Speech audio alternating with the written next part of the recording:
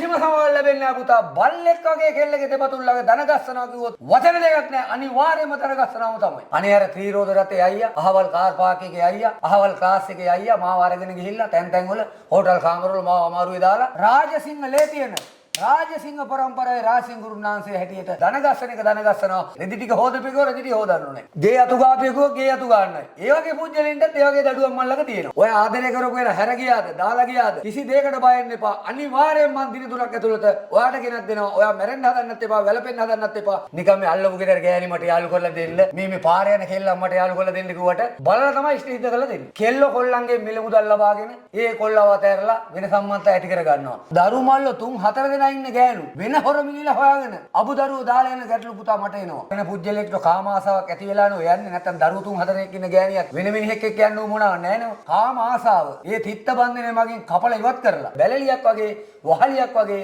ආයෙ යන්න නැති වෙන්න තමයි මං දෙපතුල ළඟ දන ගස්සනවා කියන එක කිව්වේ. විශ්වයේ ආකර්ෂණ බලයෙන් තමයි මම මේ දේවල් නැවත එකතු කරන්නේ. මරණයටපත් වෙන්න යන දරුවෝ ගොඩ අරගෙන ඒ දරුවෝ එකතු කරලා කිරි පැණි වගේ දරු මල්ලෝ සමගම හම් වෙන්නනවා. තරුණ තරුණියෝ මේ තමන්ගේ ජීවිතේ පවා නැති කරගන්න මට්ටමට මාළඟට ඇවිල්ලා තියෙනවා. මම මේ දරුවෝ නිසි ආකාරයේ දරුවන් නිසි උපදෙස් දීලා නිසි ලෙස ඒ ආදරේ නැවතත් එකතු කිරීමේ গুপ্ত විද්‍යාව පැත්තේ ආකර්ෂණ බලවේගයක් මං සතුව තියෙනවා. පිටරටට යනවා. ෆෝන් එකේ මොකෙක් හරි එක්ක සම්බන්ධතාවයක් ඇති කරගන්නවා. පොලිසිය හෝ වේවා, හමුදාය හෝ වේවා. ගෙවල් අතු ගාලා, කැතකුණු හොදලා, වලන් හොදලා අර අභිකාරින්ගෙන් බැනුම් අහලා ගන්න මුදල මෙන්න මෙවුන්ට දානවා. අවසානයේ ලංකාවට එන්න හදනකොට මේකේ යතේ 7-5ක්වත් නැහැ. ඉතින් ඒ වගේ අයටත් මම පිළිහිටවීම් කර දෙනවා. ඒ මිල මුදල් අරන් දීලා ඒ දරුවන්ට සාධාරණ කිස්ටි සිද්ධ කරලා දෙන්න. එවැනි දේවලුත් මම හරියාකාරව කරලා දෙනවා. රාජසිංහ පරම්පරාවේ පැවතගෙන එන මේ ශාස්ත්‍රයේ গুপ্ত ශාස්ත්‍රයේ කවදාකවත් මම වැරදි ලෙස භාවිතා කරන්නේ නැහැ. අවමාන කරන්නේ නැහැ. අවමන් විඳින්න දෙන්නේ නැහැ. මගේ අත්තලා මුත්තලා සීයලේ රැකගත්ත දේ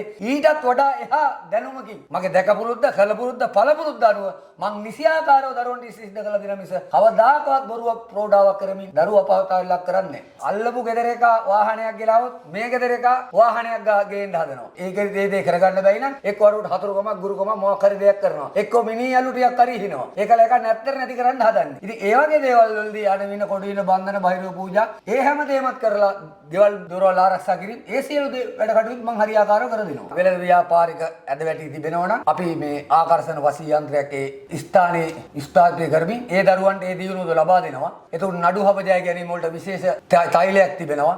ඒ තෛලේ ගාගෙන ගිය හැටි ඒ පුතාගේ පැත්තට සාධාරණයක් ඉස්තේ වෙන විදිහට සාධාරණ විදිහට ඒ වැඩ කටයුතු මම කර දෙනවා. ඒ වගේම මේ හැම දෙයකටම යන්ත්‍ර මන්ද গুপ্ত කලාව පැත්තෙන් ඕනම දෙයක් මම හරියාකාරව දරුවන්ට කර දෙනවා.